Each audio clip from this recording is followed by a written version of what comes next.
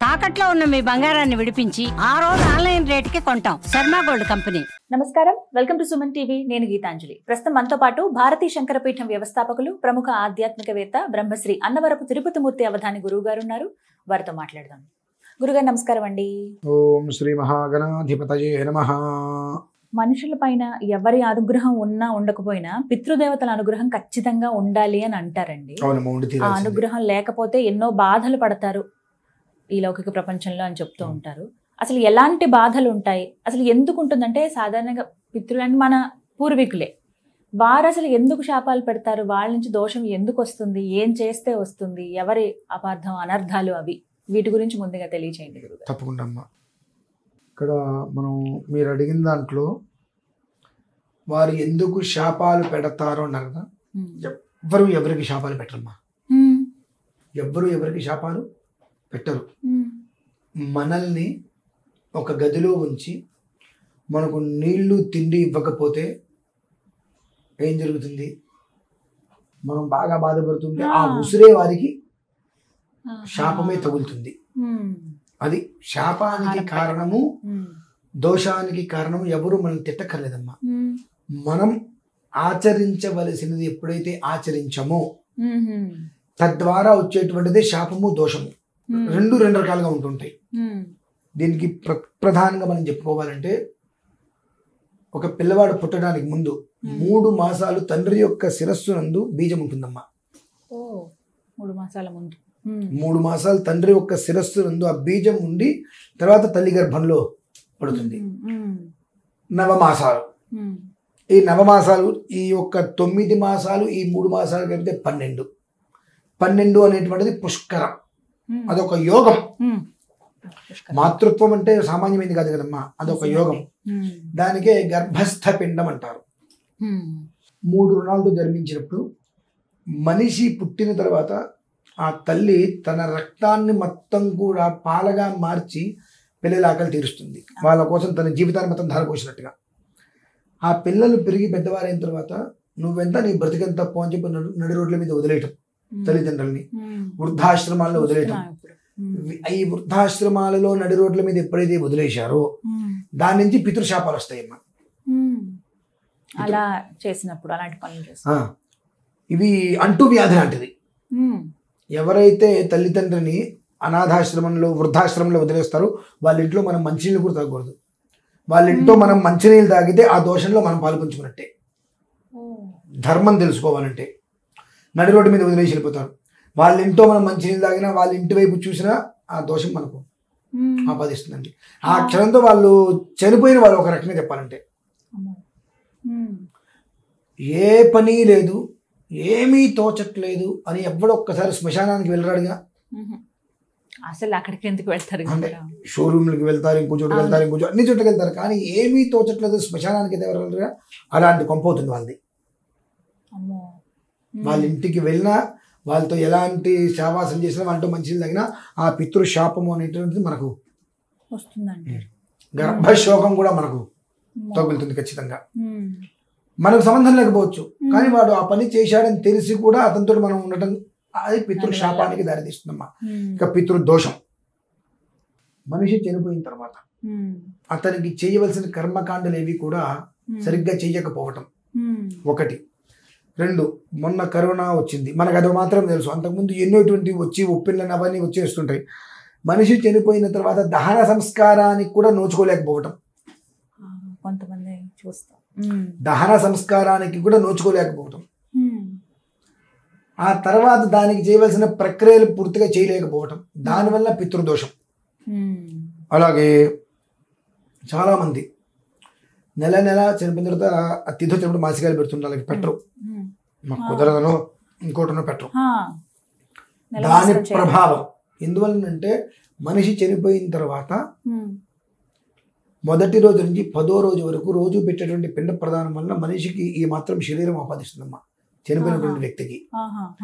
తర్వాత 10, 11, 12 3 రోజులు చేసేటువంటి ప్రక్రియలో ఈ మాత్రం శరీరం ఆపాదిస్తుంది.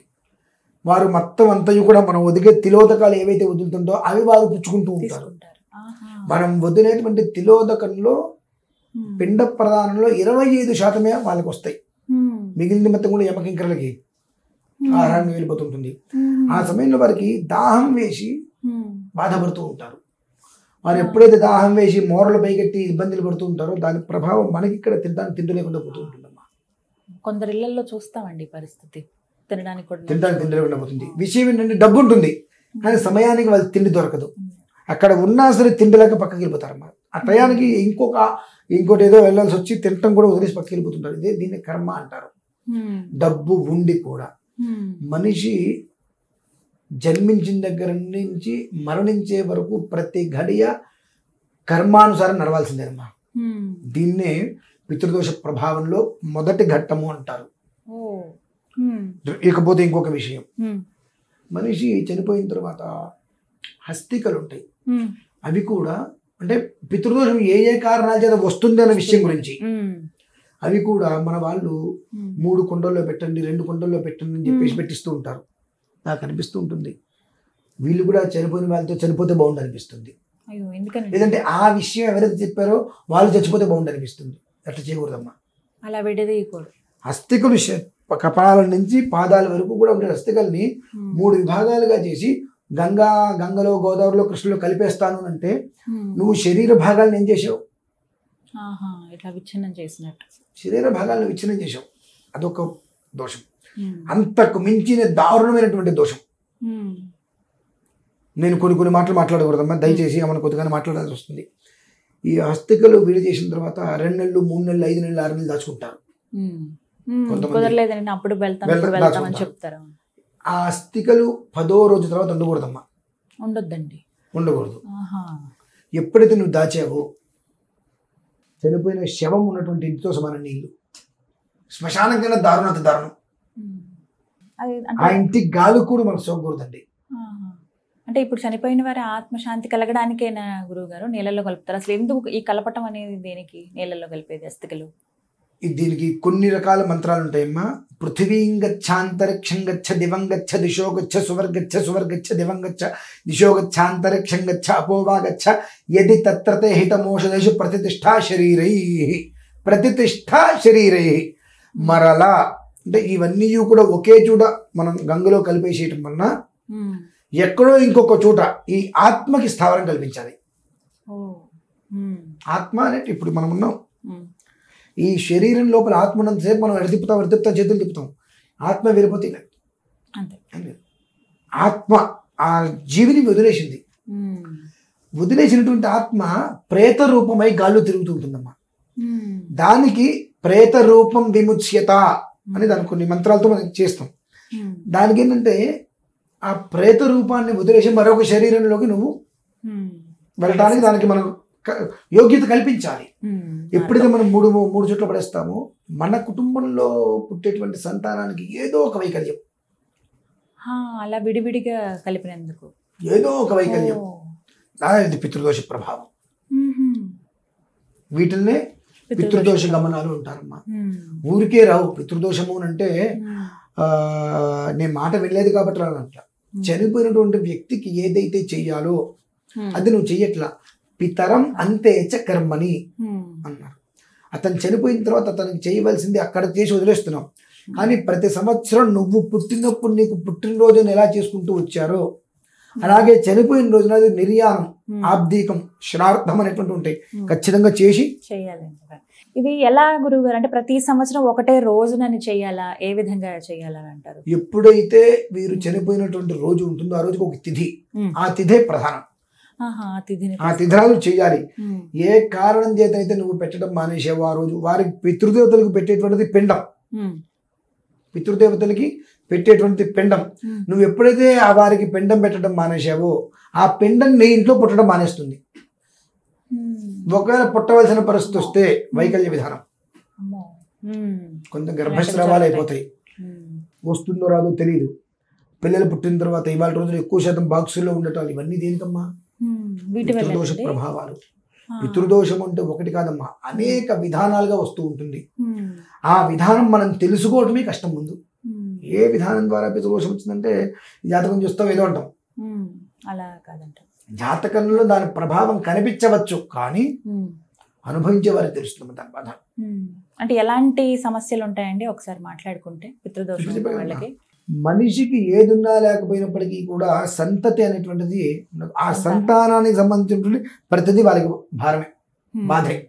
గర్భస్రావాలు అయిపోతాయి ఎక్కువగా, నిలుస్తుందో లేదో తెలియదు, పుట్టినటువంటి సంతానం ఏ స్థాయిలో ఎదుగుతారో తెలియదు, మైండ్ మెచ్యూర్ అవ్వచ్చు అవ్వలేకపోవచ్చు, మనిషి ఎదిగిన ఏదైనా అంగవైకల్యం ఉండొచ్చు, లేదంటే మాట రాలేకపోవచ్చు, ఇదంతా కాదంటే అర్ధాయుష్తో చనిపోవచ్చు. 14-16 వయసులోనే చెడు వ్యసనాలకి దారైపోయి విపరీతమైనటువంటి, అంటే తల్లి తండ్రి అనేటువంటి ఒక విచక్షణ కూడా మర్చిపోయి వాళ్ళ మీద చేసుకునేటువంటి స్థితులు. ఇంకా ఆ ఇంట్లో పిల్లవాడికి వివాహం అనేటువంటిది అవ్వడం ఒక రకంగా కష్టం, ఇవన్నీ సెకండరీ. వివాహం అవడం అనేటువంటిది కష్టం, దగ్గరికి వస్తే ఆగిపోతాయి, అతనికి ఎదుగుదల ఉండదు. ఇది సుమారుగా 7 తరాల వరకు ఆపాదిస్తుందమ్మా. 7 తరాలు పితృదోషం అనేటువంటిది. మా నాన్నగారు చాలా బ్రహ్మాండం అండి, మనం మాట్లాడకూడదు వాళ్ళతోటి. 7 తరాల పితృదోష ప్రభావం అనేటువంటిది. మరి ఎలా గురువు గారు, వీటికంటూ ఏమైనా పరిహారం ఉందా? ఏం చేస్తే ఇవి నివృత్తి అవుతాయి? ఏం చెయ్యాలి అసలు వీటి కోసం? చెయ్యాలి అని అంటే 2 విధానాలు ఉన్నాయమ్మా. ఒకటి, నేను చెబితే చాలా మందికి నా మీద కోపాలు వస్తాయి, నేనేదో కావాలని చెప్పాను కూడా ఫీల్ అవుతారు. కానీ ఈ పితృదోషం ఉన్నటువంటి ప్రతి వారికి తల్లి తండ్రి గతిస్తే, ఆ తల్లి తండ్రి గతించిన వారికి పితృదోష ప్రభావం అనేటువంటి వాళ్ళు, వారికి మాత్రమే దాని ప్రభావం ఆచరించాలి. నారాయణ బలి అనేటువంటిది దుర్మరణం పాలైన వారికి మాత్రమే. అంటే ఏమిటంటే మనిషి చనిపోయినప్పుడు కొన్ని పరిస్థితుల్లో శరీరం అవయవాలు వెళ్ళిపోతుంటాయి, కనిపించవు ఎక్కడో. ఆ అవయవం లేకుండా దహన ప్రయోగాలు చేసిన వారికి ఆ అవయవం ఎప్పుడైతే ఉన్నదో దాని నిమిత్తం నారాయణ బలి అనేటువంటిది చేస్తాం. కాకపోతే కొన్ని అనవసరమైనవన్నీ జరుగుతున్నాయి కాబట్టి జాగ్రత్త పడని అనేది చెప్తాను.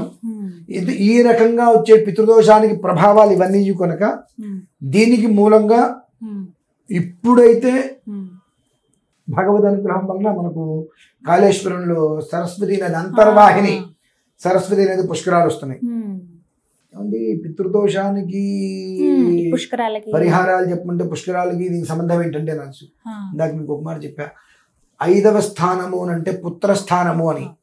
పుం అనేటువంటి నరకం నుంచి తప్పించేటువంటి వాడే పుత్రుడు. కనుక ఈ పితృదోషం అనేటువంటిది 7 తరాల నుంచి కుటుంబాన్ని ఇబ్బందులు పెడుతుంటాయి కాబట్టి ఆ పుష్కర సమయంలో ఈ పితృదోషాలకి పూర్తిగా నివృత్తి నివారణ అనేటువంటిది ఉంది. ఈ పుష్కరాలని సద్వినియోగం చేసుకొని ఈ పైన చెప్పబడినటువంటి పితృదోషాలు పితృశాపాలు ఏ రకంగా కుటుంబానికి ఆపాదిస్తున్నాయి అనేటువంటి విషయాన్ని దృష్టిలో ఉంచుకొని పితృదోషం నుంచి శాశ్వత పరిష్కారం